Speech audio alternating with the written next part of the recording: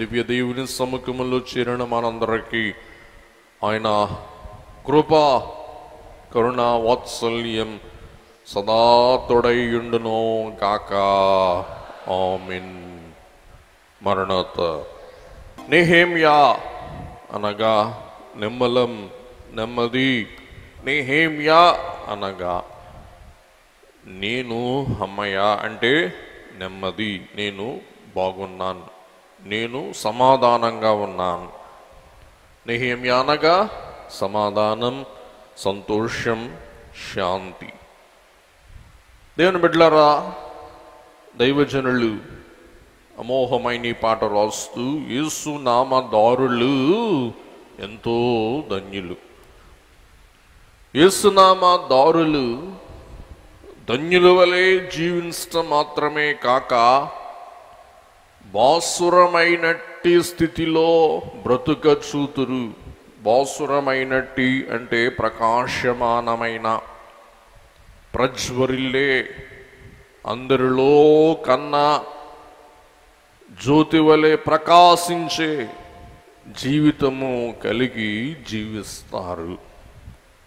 కాబట్టి క్రైస్తవులముగా, క్రీస్తును నమ్మిన వారముగా, యేసు నామదారులముగా మనం ఈ లోకములో ఎలా ఉండాలంటండి?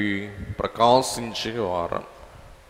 భాస్కరుడు అంటే సూర్యుడు, బాసురం అంటే ప్రకాశమానమైన జీవితములో జీవిస్తారు అని తెలియజేస్తూ, ఎలాగున్న ఒక్కొక్కరు వాక్యములో ఉన్న భక్తులు అట్టి ప్రకాశమానమైన జీవితము కలిగి జీవించారో దైవజనులు మనకు రాస్తూ, వారికి వలె మనము కూడా ప్రకాశమానమైన జీవితం, అనేకులకు వెలుగు నింపే జీవితం, అలాగే వెలుగు గల జీవితం జీవించవలసిన వారము అయ్యుంటూ ఉన్నాము. మరి బహుశా మీలో గ్రామాల్లో నివసించే వారికి తెలుస్తుంది. మరి ఒక పురుగు ఉంటుంది, ఆ పురుగు ప్రకాశించే పురుగు, ఏమంటారు దాన్ని?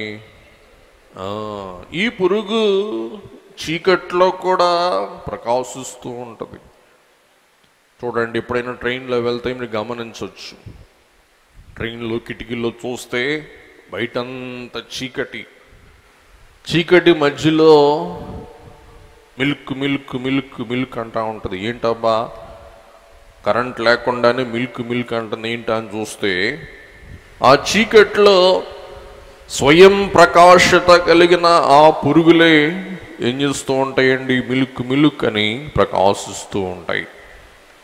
అలాగున క్రైస్తవులైన వారు అంధకార లోకములో వెలుగు వలె తమ గుణగణముల ద్వారా, జీవితముల ద్వారా, మాదిరి ద్వారా ప్రకాశమానమైన జీవితం కలిగి జీవించాలి అని దైవజనులు తెలియచేస్తూ, అట్టి కాంతి గల ప్రకాశమానమైన జీవితం జీవించిన వారిలో ఒకరు నెహెమ్యా. నెహెమ్యా వలె ప్రకాశమానమైన జీవితం కలిగి జీవించువారు పడిపోయినవి నిలువబెట్టుదురు. ఆలోచిద్దాం. మనం నిలవబడినవి పడగొట్టేవారమా, పడిపోయినవి నిలబెట్టేవారమా? ఆలోచిద్దాం. మనం కుటుంబాలను పడగొట్టేవారమా, గృహములను పడగొట్టేవారమా, జీవితములను పడగొట్టేవారమా, లేక జీవితములను, గృహములను కట్టేవారమా, నిలబెట్టేవారమా? నెహెమ్యా నిలబెట్టాడు కానీ ఏం చేయలా? పడగొట్ల.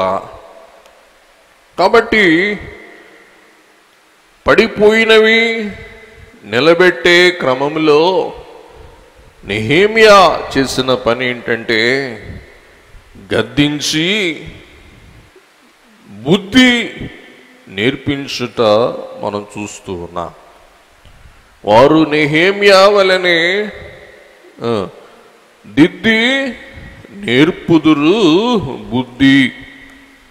దిద్దాలి అంటే మనం ఏం చేయక తప్పదు, గద్దించక తప్పదు. కాబట్టి గద్దించి దిద్ది ఏం చేయాలా, నేర్పాలి బుద్ధి. కాబట్టి ఈవేళ నెహెమ్యా వలె ప్రకాశత కలిగి జీవించు నిమిత్తం మనమందరం గద్దించుటకును దిద్దుటకును పడిపోయిన వారిని పడిపోబోయే వారిని నిలువబెట్టుటకును మనం కంకణం కట్టుకోవలసిన వారము అయి ఉంటూ ఉన్నాము. గమనించండి దేవుని బిడ్డలారా, మనం గద్దించే వారమా గద్దింపబడే వారమా? గమనించండి.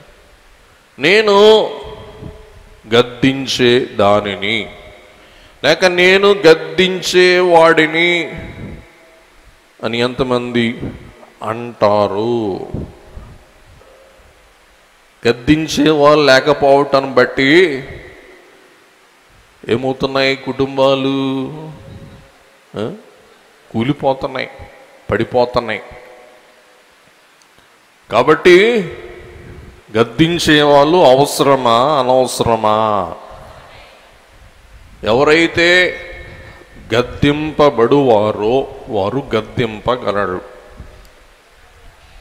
కాబట్టి ఈవేళ ముఖ్యంగా యవనస్తులను గద్దించి దిద్ది నేర్పాలి బుద్ధి. అంటే వారికి బుద్ధి లేదని కాదు, యవనం అట్లాంటిది, యవన కాలం అట్లాంటిది, యవన కాల రూపాంతరం అటువంటిది.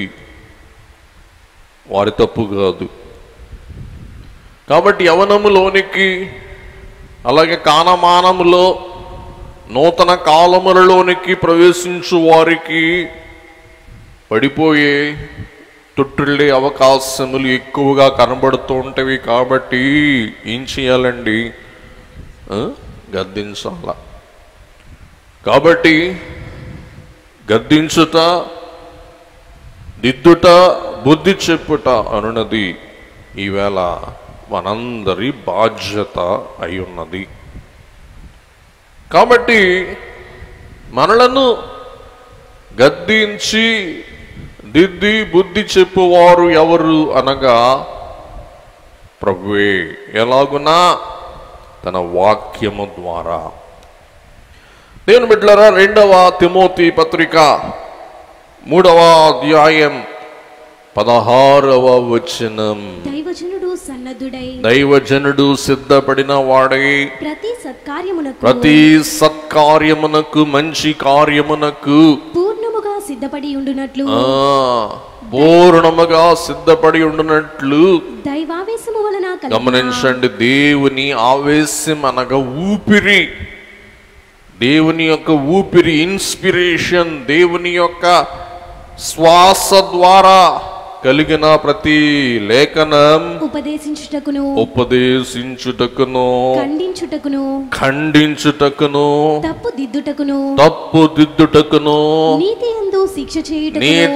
నీతి యందు శిక్ష చేయుటకును ప్రయోజనకరమై ఉన్నది. కాబట్టి దేవుని వాక్యము చదవని వారు బుద్ధి లేని వారు, దేవుని వాక్యం చదవని వారు దిద్దుకొని వారు, దేవుని వాక్యం చదవని వారు దేవుని యొక్క గద్దింపుకు ఇష్టపడని వారు. కాబట్టి దేవుని వాక్యం నిన్ను నన్ను మనందరినీ ఏం చేస్తుందండి? ఉపదేశిస్తుంది, ఖండిస్తుంది, గద్దిస్తుంది, బుద్ధి చెబుతుంది. కాబట్టి మనం నీతిమంతులం అని అనుకుంటాం. మన నీతి స్వనీతి. కాబట్టి మనం సునీతి, దేవుని నీతి అందుకోవాల్సిన వారమై ఉన్నాం. కుటుంబ వ్యవస్థలు అనేవి చాలా మార్పు చెందుతూ ఉన్నాయి. గతంలో ఉమ్మడి కుటుంబాలు ఉండేవి. ఉమ్మడి కుటుంబాలు ఎవరు ఉంటారు? ఇంటి పెద్దలు ఉంటారు, అవ్వలు మామలు ఉంటారు. వారు ఏం చేస్తారు? అందరినీ సరిచూస్తూ ఉంటారు, గద్దిస్తూ ఉంటారు. మరి మా ఇంట్లో కూడా చల్లమ్మ గారు ఉండేవారు, రాజరమయ్య గారు సతీమణి గారు. అందరిని దిద్దేవారు. ఏమ్మా ఏంది, తలదూకోవటం ఏంటి, ఆ సీర కట్టుకోవటం ఏంటి, ఆ వంట వండటం ఏంటి, వడ్డించడం ఏంటి అని దిద్దేవారు. వారి పెద్దరికం బట్టి ఇంటి కూతురైనా కోడళ్ళైనా ఏం చేయక తప్పదు, దిద్దుకోక తప్పదు, లేకపోతే ఊరుకునేవారు కాదు. ఈవేళ అలాగుందా? లేదు. వేరు వేరు సంసారాలు. అడిగేవారు లేరు, గద్దించేవారు లేరు, బుద్ధి చెప్పేవారు అసలే లేరు. బుద్ధి చెప్పినా కానీ గుద్దే వాళ్ళే తప్ప బుద్ధి నేర్చుకునే వాళ్ళు కనపడరు. అదే ఈవేళ సమాజంలో కలుగుచు ఉన్న మార్పులు అయి ఉంటూ ఉన్నవి. కాబట్టి చిన్నలు పెద్దల దగ్గర వచ్చి తప్పు లేదు. పెద్దలు కూడా చిన్నలను ఏం చేయాలి? కనీసం 2 తరాల వారు ఉండేవారు. తల్లి, మా అమ్మ, నాన్న, తాత ఏం చేసేవారు? కోప్పడేవారు. కాబట్టి ఈవేళ కోప్పడేవారు, ప్రేమించేవారు. అది కాసేపులో చూస్తాం. దేవుని యొక్క గద్దింపు మనలను దిద్దుటకు కీర్తనలు 39:11 దోషములను బట్టి నీవు మనుషులను గద్దింపులతో శిక్షించినప్పుడు చిమ్మట కొట్టిన వస్త్రము వలె నీవు వారి అందము చెడగొట్టెదవు. నరులందరూ వట్టి ఊపిరి వంటి వారు. దోషముల చేత నీవు మనుషులను గద్దింపులతో శిక్షించుతువు. కాబట్టి మనం దోషులముగా ఉన్నప్పుడు దేవుని మనల్ని ఏం చేస్తారంటండి? గద్దిస్తారు. మనలను శిక్షలోనికి, తీర్పులోనికి తీసుకుని రాకుండా నిమిత్తం దేవుడు మనకేం చేస్తారంటండి? ఒక గద్దింపిస్తారు. వాక్యము ద్వారా అయినా, ప్రార్థన ద్వారా అయినా, పెద్దల ద్వారానైనా, మా బోటి వాక్యోపదేశకుల ద్వారానైనా గద్దింపు. ఇట్టి గద్దింపును తిరస్కరించువారు మూర్ఖులు. సామెతలు 1:30 నా ఆలోచన విననొల్లకపోయిరి, నా గద్దింపును వారు కేవలము తృణీకరించిరి. చూసారా? దుష్టులు దేవుని ఆలోచనను విననొల్లరు. దుష్టులు దేవుని గద్దింపును వారు తృణీకరించుదురు. వ్యర్థులు, దుష్టులు దేవుని గద్దింపుకు లోను కారు. తృణీకరించి కడకు శిక్షకు పాత్రులవుదురు. కాబట్టి భక్తులు దేవుని గద్దింపును అపార్థం చేసుకోకూడదు. దేవుని గద్దింపు మనం బాగోగు కొరకుని గ్రహించాలి. హెబ్రీ పత్రిక 12వ అధ్యాయం 5వ వచనం. నా కుమారుడా, ప్రభు చేయు గద్దింపును, శిక్షను తృణీకరింపకుము. ఆయన నిన్ను గద్దించినప్పుడు విసుకకుము. విసుకోవాక. దేవుడు నిన్ను గద్దించేటప్పుడు, పెద్దలు నిన్ను గద్దించేటప్పుడు నువ్వు విసుకకుము. చదువమ్మా. ప్రభు తాను ప్రేమించు వారిని, చూసారా? తాను ప్రేమించు వారిని శిక్షించి తాను స్వీకరించు ప్రతి కుమారుని దండించును. చూసారా? తాను స్వీకరించు ప్రతి కుమారుని దండించును అని కుమారులతో సంభాషించునట్లు సంభాషించు ఆయన హెచ్చరికను మీతో సంభాషించు ఆయన హెచ్చరికను మరచితిరి. దేవుని గద్దింపును అపార్థం చేసుకోవద్దు. దేవుడు ఎవరిని గద్దిస్తారు? తన పిల్లల్నే గద్దిస్తారు. దేవుడు తన వారు కాని వారిని ఏం చేయరండి? గద్దించడు. గమనించండి. మిమ్మల్ని ఎవరైనా గద్దించారంటే మిమ్మల్ని ప్రేమిస్తున్నట్టు. మిమ్మల్ని గద్దింపకపోతే మిమ్మల్ని ఏం చేయనట్టు? ప్రేమింపనట్టు. దేవుడైనా మనల్ని ప్రేమిస్తే మనం గద్దిస్తారు. దేవుడు మనల్ని ఉద్దేశారనుకోండి, మనల్ని ఏం చేయరు, గద్దించడు. రోడ్డు మీద ఉదాహరణకి బైకులు వేసుకొని వంకర టింకర పోతూ ఉంటారు. వాళ్ళు గద్దిస్తారా? పోతాడు, ఇప్పుడు పోతాడు ఈడు అనుకొని వదిలేస్తాం. కానీ మన అబ్బాయి అనుకుందాం, లేక స్కూటీ మీద వెళ్ళి మన అమ్మాయి అనుకుందాం, లేకపోతే మీ యొక్క బావగారి కొడుకో మీ అన్న కొడుకో అనుకోండి. ఏం చేస్తారు? వెంటనే ఫోన్ చేసి చనువు ఉంటే కోపడతారు. లేకపోతే వాళ్ళ అమ్మ నాన్నకి చెప్పి, బుద్ధి ఉందా, మీ పిల్లోడిని సరి చేసి, లేదు పోతాడాడు రోడ్డు మీద అట్ట పోతున్నాడు చూడ అంటారు. మీకు అర్థం అవ్వాలని చెప్తున్నా. కాబట్టి ఎవరి మీదైతే దేవుని ప్రేమ ఉందో వారిని ఏం చేస్తారంటే దేవుడు గద్దిస్తారు. దేవుని ప్రేమ ఎవరి మీద లేదో దేవుడు వారిని ఏం చేస్తారంట? గాలికి వదిలేస్తారు. కాబట్టి గద్దింపును మనం తృణీకరింపకూడదు. గద్దిస్తూ ఉన్నాడు దేవుడు మనల్ని అంటే ఆయన ప్రేమ మనందు నిలిచి ఉన్నది అని మనం గ్రహింపవలసిన వారమై ఉంటున్నాం. కాబట్టి గద్దింపు పిమ్మట మారు మనస్సు, పశ్చాత్తాపం అనేది చాలా అవసరమని 1 సమూయేలు గ్రంథం 12:20 వచనాల వరకు చూస్తాం. ఇంటికి వెళ్ళి చదువుకోండి. దేవుని బిడ్డలారా, గద్దింపు ప్రేమ కంటే మిన్నైనది. సామెతలు 27:5.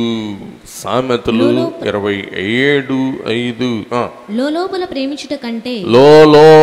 ప్రేమించుట కంటే బహిరంగంగా గద్దించుట మేలు. బహిరంగముగా గద్దించుట మేలు. నీ బిడ్డల పట్ల, నీ వారి పట్ల లోపల ప్రేమ ఉంటే సరిపోదు. ఆ ప్రేమను వ్యక్తము చేస్తూ ఏం చేయాలండి చెప్పండి? గద్దించాలా. నాలో లోపాలు ఉంటాయి, మీలో లోపాలు ఉంటాయి. ప్రేమగా ఉంటే సరిపోదు, ఏం చేయాలా? లోపాలు చెప్పి గద్దించాలి. అలాగే ప్రసంగి 7:5. ప్రసంగి 7:5. బుద్ధిహీనుల పాటలు వినుట కంటే, బుద్ధిహీనుల మాట వినుట కంటే జ్ఞానుల గద్దింపు వినుట మేలు. జ్ఞానుల గద్దింపు వినుట మేలు. బుద్ధిహీనులు వ్యర్థమైన మాటలు, పోస్కోల్ మాటలు, కళ్ళవలి మాటలు, వ్యర్థమైన మాటలు చెప్పి మనకి గ్యాస్ కొట్టి బూరలాగా మనల్ని ఊరేలాగా చేస్తారు. ఊరేది ప్రతిది ఏమైపోద్ది? ఇప్పుడు అమాంతంగా పేలిపోద్ది. ఇంకోసారి చూద్దాం. ప్రసంగి 7:5. బుద్ధిహీనుల పాటలు వినుట కంటే, బుద్ధిహీనులు ఏం చేస్తారంటండి? పాటలు గట్టి మిమ్మల్ని ఉయ్యాలుపుతారు. బుద్ధిహీనుల పాటలు, పొగడ్తలు వినుట కంటే జ్ఞానుల గద్దింపు వినుట మేలుకరం. కాబట్టి వ్యర్థుల పాటల కంటే ప్రయోజకుల గద్దింపు మనకి ఆశీర్వాదకరం. దేవుని బిడ్డలారా, గద్దింపు అనేది పరిమళ తైలము కంటే అమోహం. 141:5.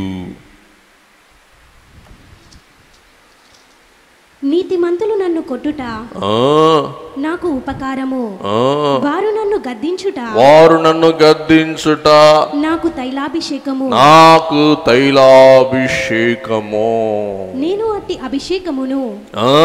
నేను అట్టి పెద్దల గద్దింపను, తైలాభిషేకమును త్రోసివేయకుందును గాక.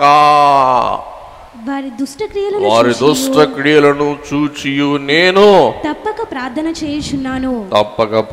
చేయుచున్నాను. గమనించండి, నీతిమంతులు నన్ను కొట్టుట నాకు ఉపకారం, వారు నన్ను గద్దించుట నాకు చెప్పండి తైలాభిషేకం. బైబిల్ మిషన్లో కూడా పెద్దలు ఉండేవారు, గద్దించేవాడు, శిక్షించేవాడు, బుద్ధి చెప్పేవాడు. భక్తిగా ఉండేదండి కాలం. ఈవేళ గద్దించేవారు లేడు, బుద్ధి చెప్పేవారు లేడు. అందుచేత అక్రమం విస్తరించిపోతుంది అనమాట అండి. భయం భక్తి లేదు. గద్దింపు అంటే భయం భక్తి ఉంటుంది, గద్దింపు లేకపోతే విచ్చలవిడితనం అన్నమాట అండి. గమనించారా? కాబట్టి ఆ కాల పెద్దలు వాళ్ళ శిష్యుల్ని గద్దించేవాడు, ఆ శిష్యులు వారి శిష్యుల్ని గద్దించేవాడు. కాబట్టి గద్దింపు తైలాభిషేకము కంటే మిన్నైనది. గద్దింపు ఎంతో శ్రేయస్కరమైనది. సామెతలు 17:10 బుద్ధిహీనునికి 100 దెబ్బలు నాటుటంత కంటే బుద్ధిమంతునికి ఒక గద్దింపు మాట లోతుగా నాటును. బుద్ధిమంతునికి ఒక్క గద్దింపు మాట లోతుగా నాటుకుపోద్దంటండి. బుద్ధిహీనునికి 100 దెబ్బలు కొట్టినా కానీ వ్యర్థం. ఎందుకంటే వాడు దున్నపోతు మీద రాళ్ళ వర్షం కురిసినా కానీ దానికి సెలవు ఉండదు. ఎందుకు దున్నపోతుంది. కానీ బుద్ధిమంతునికి ఒక్క మాట గద్దింపు మాట చేస్తుంది. ఏమవుద్దంటండి, లోతుగా నాటుకుపోద్దంట. గమనిద్దాం.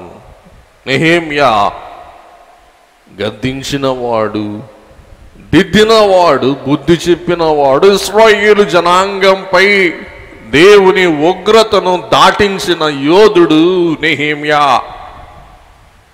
అందుచేత ఈవేళ సంఘములో, సమాజములో, మరి ముఖ్యముగా ప్రతి ఇంట దేవుని గద్దింపు, పెద్దల గద్దింపు అనున్నది మనకు ఆశీర్వాదకరమని మీకు పదే చెప్పుటకు ఈ మాట తెలియజేస్తూ ఉన్నాను.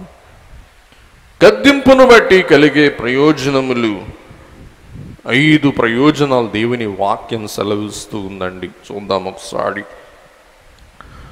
సామెతలు 15:32. సామెతలు 15:32. శిక్షనొంద నొల్లనివాడు తన ప్రాణమును తృణీకరించును, గద్దింపును వినువాడు వివేకియగును. గద్దింపు ఒక వ్యక్తిని వివేకము గలవాణ్ణిగా మారుస్తుంది. శిక్ష నొల్లని వాడు తన ప్రాణమును తృణీకరించును, గద్దింపును వినువాడు వివేకియగును. గద్దింపు ద్వారా వివేకం కలిగే బహుమానం. 2వది సామెతలు 19:25. అపహాసకులు దండింపబడగా చూచి జ్ఞానము లేని వారు జ్ఞానము నొందుదురు. వివేకులను గద్దించిన ఎడల వారు జ్ఞాన వృద్ధి నొందుదురు. వివేకులను గద్దించిన ఎడల వారు జ్ఞాన వృద్ధి పొందుదురు. మీ పిల్లల్ని గద్దించి జ్ఞానవంతులు చేయండి, వివేకం గలవారు చేయండి. కానీ అవివేకం గల అజ్ఞానులుగా మార్చవద్దు సుమా. వివేకులను గద్దించినలా వారు జ్ఞాన వృద్ధి పొందుదురు. గద్దింపును బట్టి వివేకం అబ్బుతుంది, గద్దింపును బట్టి జ్ఞానం పెంపొందింపబడుతుంది. సామెతలు 15:31. జీవార్థమైన ఉపదేశమును అంగీకరించు వానికి జ్ఞానుల సహవాసము లభించును. రైట్.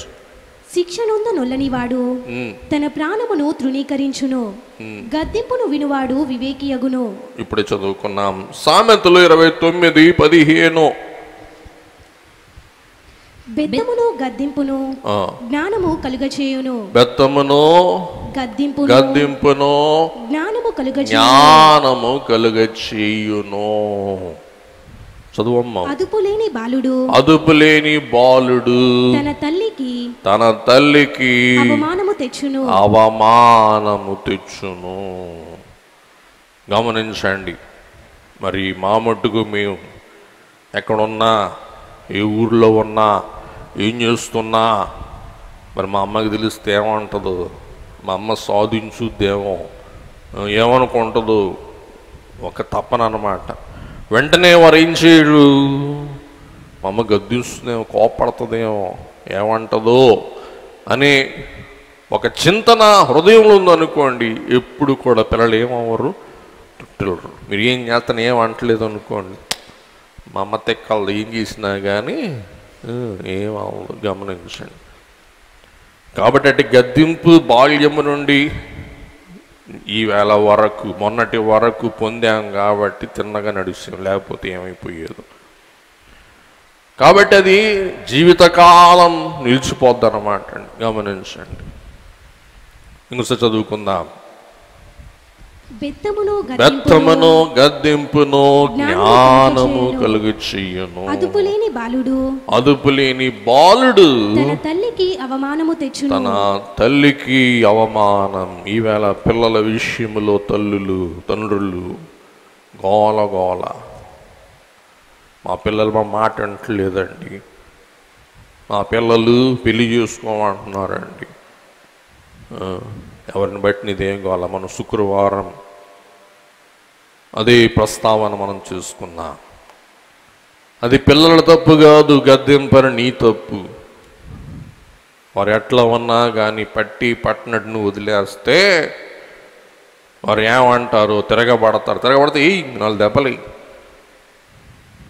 కాబట్టి బెత్తం వాడకపోతే, గద్దింపు దిద్దకపోతే పిల్లలు ఏమైపోతారండి, నీకు అవమానం, నీకు దుఃఖం, నీకు ఆవేదన అయిపోతారు. సామెతలు 13:18. శిక్షను ఉపేక్షించు వానికి అవమాన దారిద్ర్యతలు ప్రాప్తించును. గద్దింపును లక్ష్యపెట్టువాడు ఘనత నొందును. గద్దింపును లక్ష్యపెట్టువాడు ఘనత నొందును. చూసారా? గద్దింపును బట్టి ఏం కలుగుతుందంటండి? ఘనత కలుగుతుంది. సామెతలు 6:23. ఆజ్ఞ దీపముగాను ఉపదేశము వెలుగుగాను ఉండును. శిక్షార్థమైన గద్దింపులు జీవమార్గము. గద్దింపుకు లోబడు వారు జీవ మార్గములో పయనించి మరణము నుండి వారు వైతొలుగు వారై ఉంటూ ఉన్నారు. కాబట్టి ఈ ఉపోద్ఘాతం ద్వారా ఎలాగో నెహెమ్యా యూదులైన వారిని గద్దించి బుద్ధి చెప్పి మరలా దేవుని యొక్క ఉగ్రత యూదులపై దిమ్మరింపబడకుండా దాటించిన యోధుడే నెహెమ్యా అని మనం గుర్తిస్తూ ఉన్నాం, గమనిస్తూ ఉన్నాం. దేవుని బిడ్డలారా, గతములో మనం కొన్ని అంశములు ధ్యానం చేశాం. నెహెమ్యా గ్రంథం 10వ అధ్యాయములో నెహెమ్యా యూదులైన వారిని గద్దించి వారి చేత కొన్ని ప్రమాణములు చేయించాడు, కొన్ని తీర్మానములు చేయించాడు.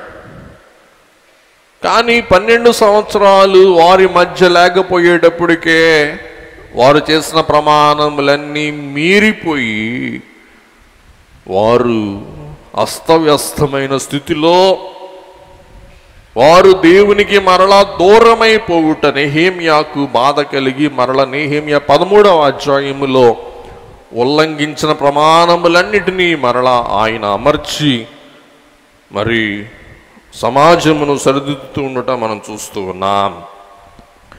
ఒకసారి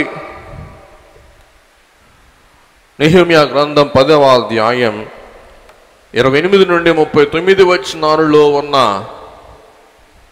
కొన్ని తీర్మానములు మనం చూద్దాం.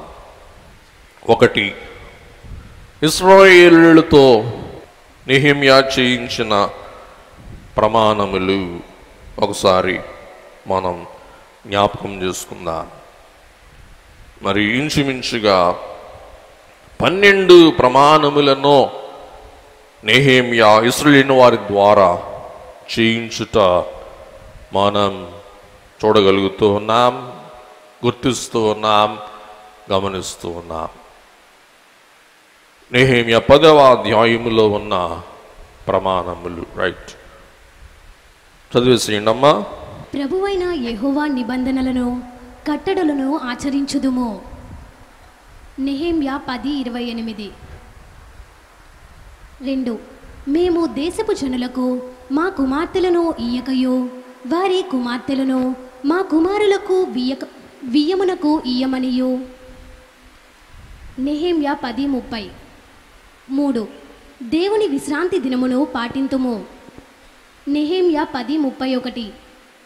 4, 7వ సంవత్సరములో సబ్బాతు సంవత్సరములో బాకీదారుల బాకీలు వదిలి వేయుదుమని. నెహెమ్యా 10:31. 5, దేవుని మందిరపు సేవ నిమిత్తము ప్రతి సంవత్సరము అర్పణలు ఇచ్చేదమని. నెహెమ్యా 10:32. 6, సవరింపబడిన రొట్టె విషయములోను నిత్య నైవేద్యము విషయములోను అలాగుననే అర్పించుటకు నిర్ణయించుకొంటిమి. నెహెమ్యా 10:33. 7, దేవుని అర్పణల కొరకైన కట్టెలను దేవుని మందిరములో ఎవరు తేవలనో వారును చీట్లు వేసికొనుట. నెహెమ్యా 10:34. 8, భూమి యొక్క ప్రథమ ఫలములను సకల వృక్షముల ప్రథమ ఫలములను ప్రతి సంవత్సరము ప్రభు మందిరమునకు తీసుకొని వచ్చునట్లు. నెహెమ్యా 10:35. 9, తమ కుమారుల జ్యేష్ఠపుత్రులు పశువులలో తొలిచూలును దేవుని మందిరములో యాజకుల యొద్దకు తీసుకొని వచ్చునట్లు. నెహెమ్యా 10:36. 10, పిండిలో ప్రథమ ఫలములను వృక్షములలో ప్రథమ ఫలములను ద్రాక్ష రసమును నూనె మొదలైన వాటిని దేవుని మందిర గదిలోనికి యాజకుల యొద్దకు తెచ్చిదము. నెహెమ్యా 10:37. 11, లేవీయులకు ఆ 10వ వంతును తీసుకొని వచ్చుట. నెహెమ్యా 10:38. 12, దేవుని మందిరమును మేము విడిచిపెట్టము. నెహెమ్యా 10:39. రైట్. 10వ అధ్యాయమునకును 13వ అధ్యాయమునకును మధ్య ఉన్న 12 సంవత్సరాల కాలమానములో ఈ ప్రమాణములన్నీ మీరి ఉల్లంఘించి వారు తమ అభిష్టమును బట్టి జీవిస్తూ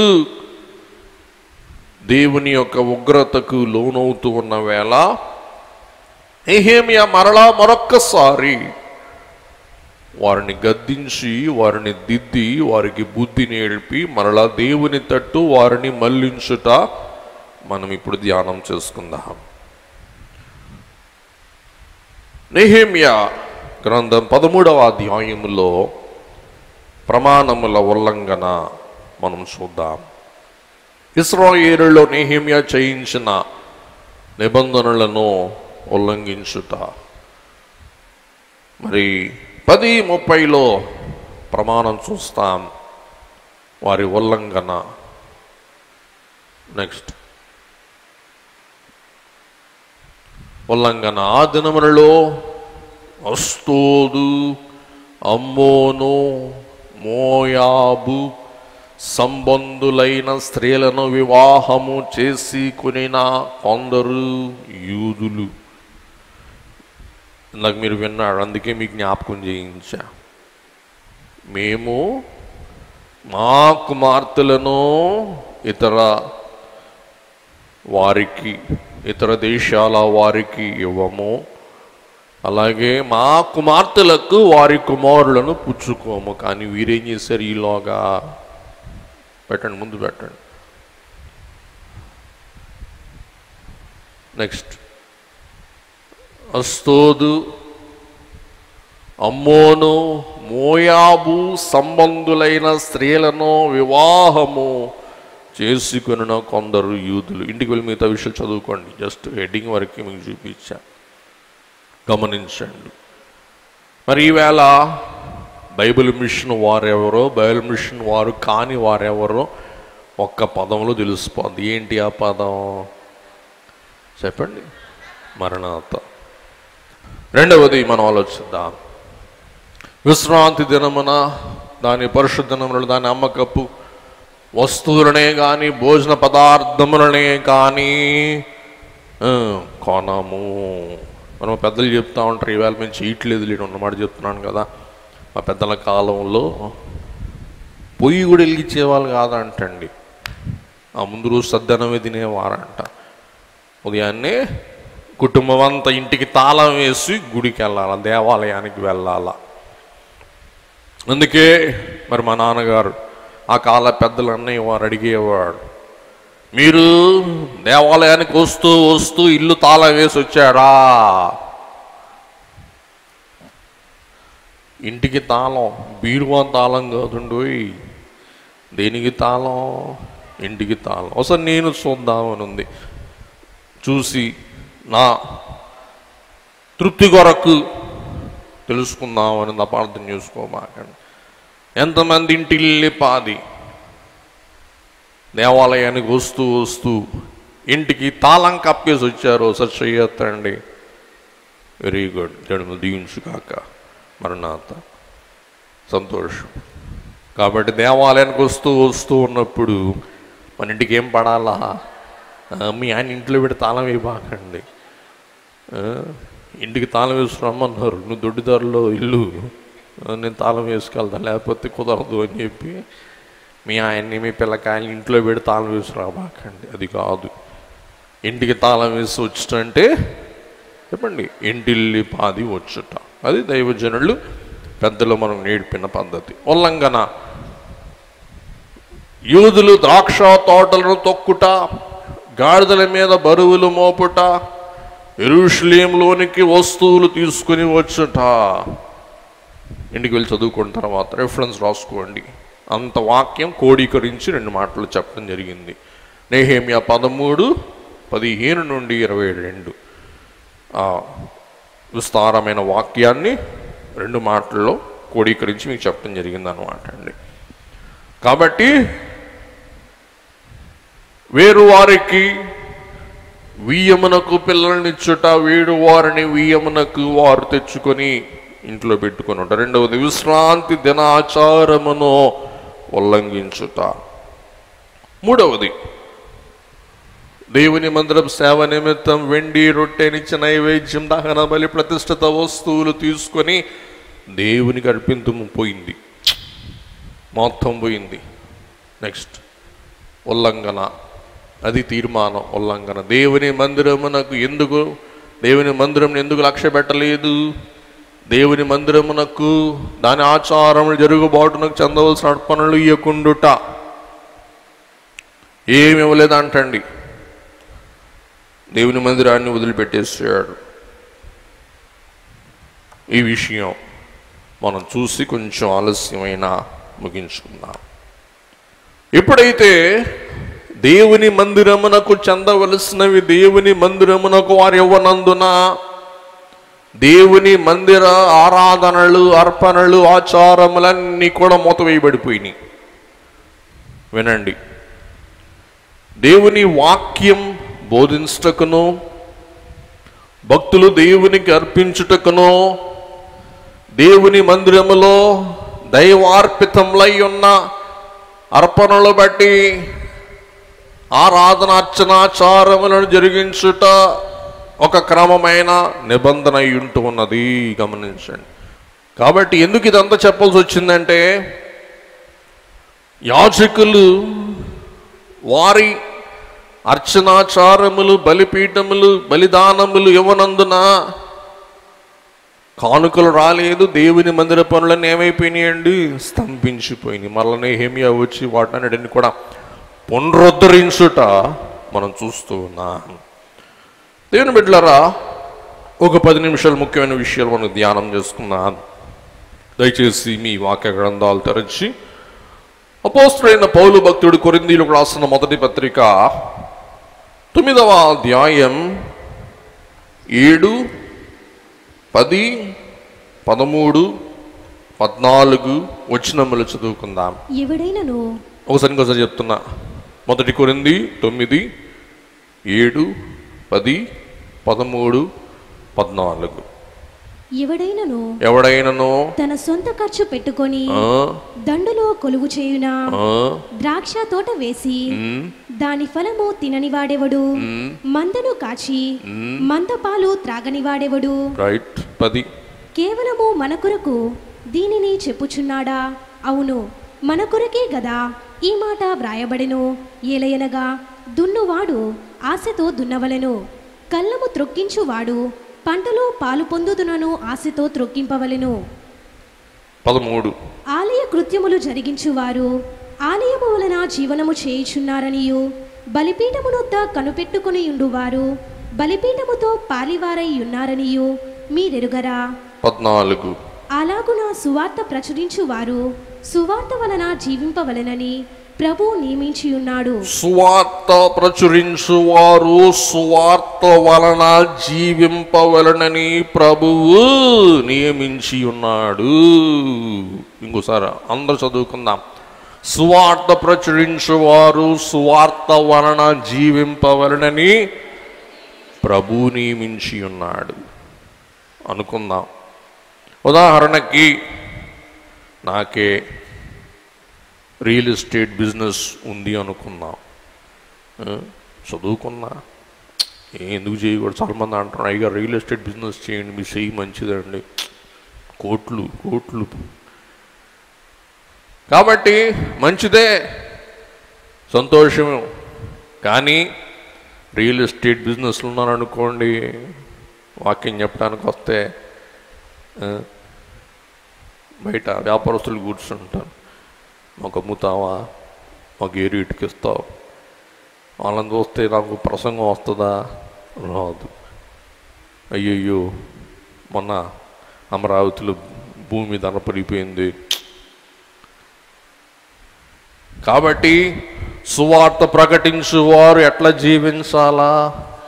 సువార్త వలననే జీవించాలి. ఇది ప్రభు నియమించి ఉన్నారు. ప్రభు నియమమే దైవజను నియమం. నేనైనా మరి ఎవరైనా సరే, మరి ఎవరికి కూడా ఏ వ్యాపారములు ఇతర సైడ్ బిజినెస్ లేకపోతే ఏం చేస్తారు? ఖచ్చితంగా దేవుని దృష్టి ఉంచి, దేవుని సంఘం మీద దృష్టి ఉంచి ఒళ్ళు దగ్గర పెట్టుకుని సేవ చేస్తారు.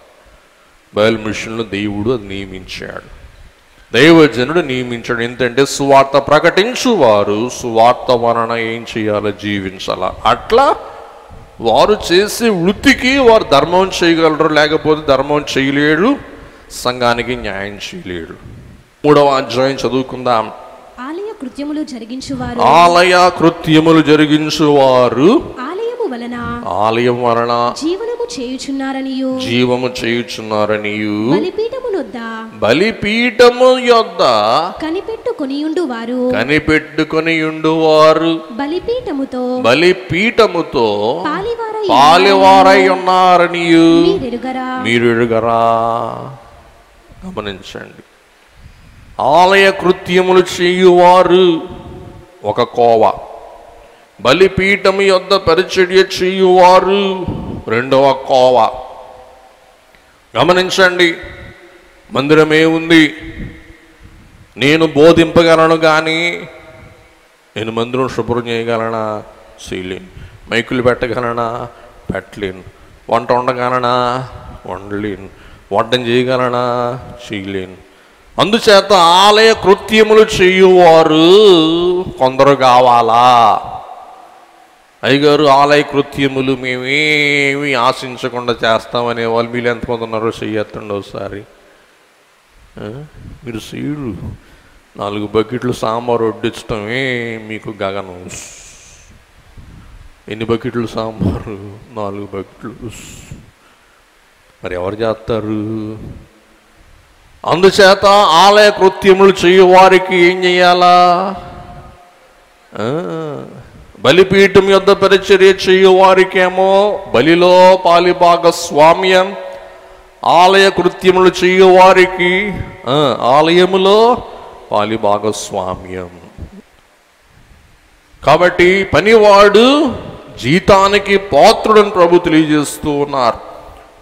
మరి వాక్యం వివరించడం టైం లేదు, రాసేసుకోండి, ముగింపులోకి వెళ్ళిపోదాం. మత్తయి సువార్త 10:10, లూకాసు వార్త 10:7. నెంబర్ 1 ఇందాక మీకు చెప్పాను, ఆలయ కృత్యములు చేయువారంటే ఆలయం పనులు చేయువారు ఎవరు? ఆలయ ఉపకరణముల మీద బాధ్యత ఉన్నవారు. సంఖ్యాకాండం 3:5-10. యాజకులకు సహాయము చేయువారు. సంఖ్యాకాండం 8:19. సంఖ్యాకాండం 18:6. బలిపీఠము యొద్ద పరిచర్య చేయువారు.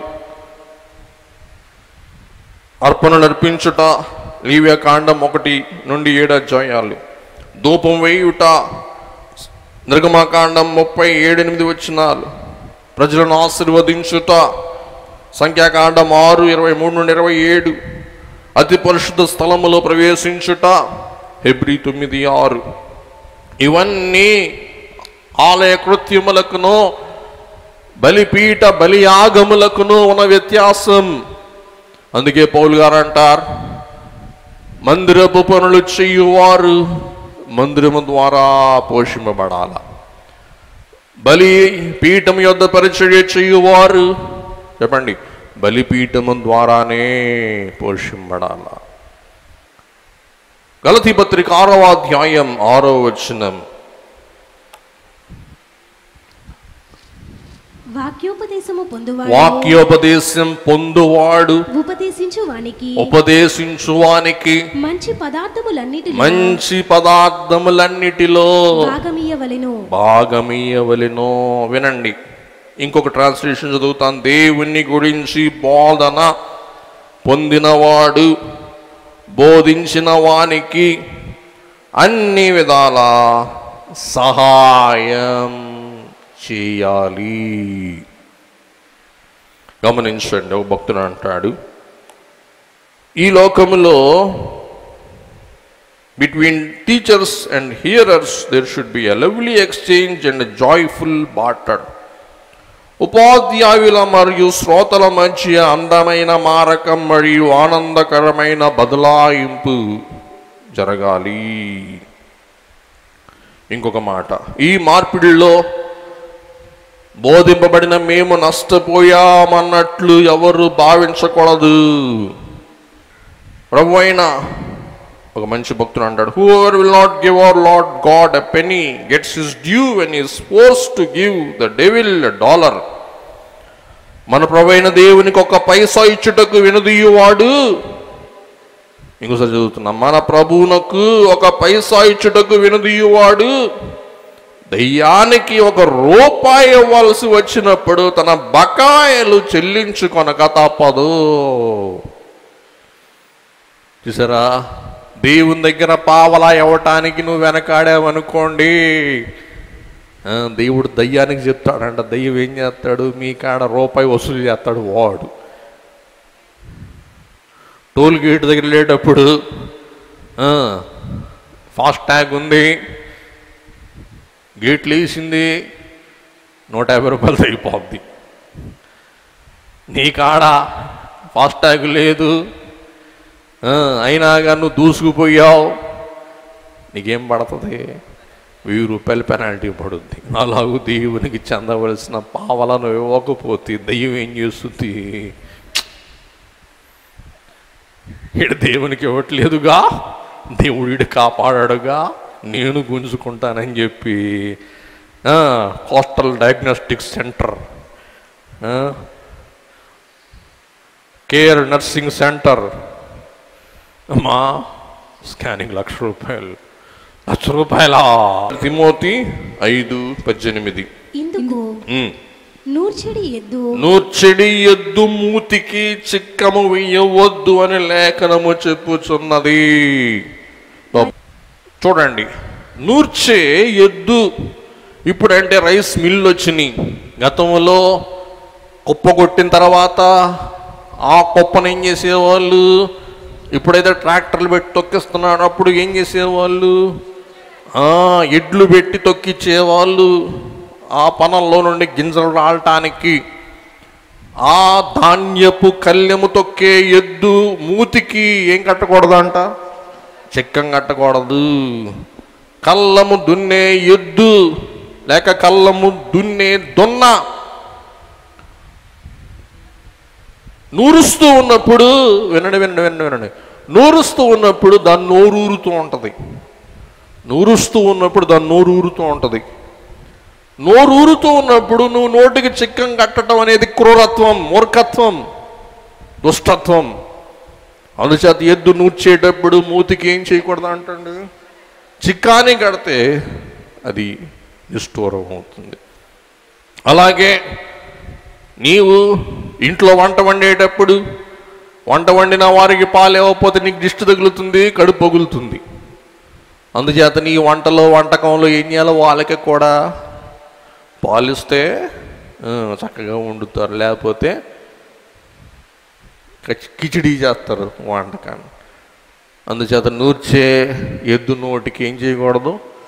చిక్కం వేయకూడదు. చూడండి ఒకసారి ముగించేసుకుందాం. సౌండ్ తీసుకుని నూరుస్తూ ఉన్నప్పుడు ఆ గేదెలు ఆకలేస్తే గడ్డి తింటాయి. చూడండి ఒకసారి చివరిలో గడ్డి మేస్తాయి. మెయ్యనివ్వాలా, మెయ్యకుండా మూతి కట్టకూడదు. గమనించండి. ముగించేసుకుందాం.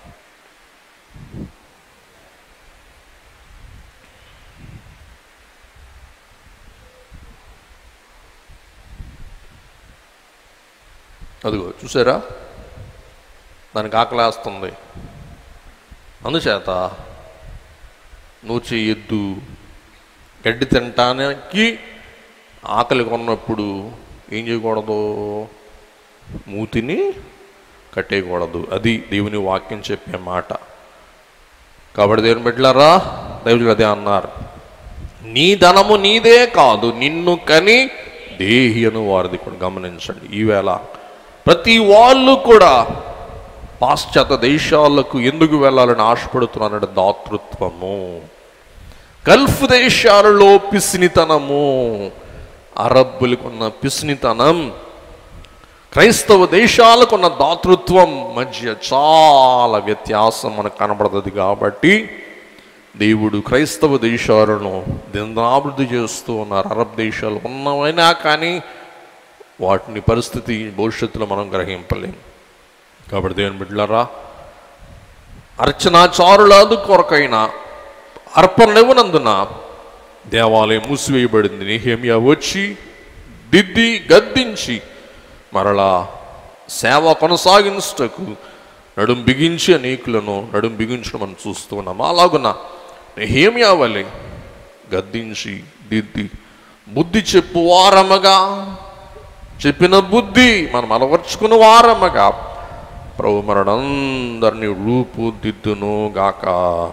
దయగల ప్రభా, కృపగల తండ్రి, నెహెమ్యాని ఎలాగూ ఒక నాయకునిగా, ఒక నిర్మాణకునిగా, ఒక దిద్దువానిగా మీరు తయారు చేసినట్లు మేమును కూడా మా కుటుంబాలను, మా సమాజమును, మా సంస్థలను దిద్దువారముగా మార్చమని యేసు నామమున వేడుకొని ప్రార్థిస్తున్నాం మా పరమ తండ్రి. ఆమేన్.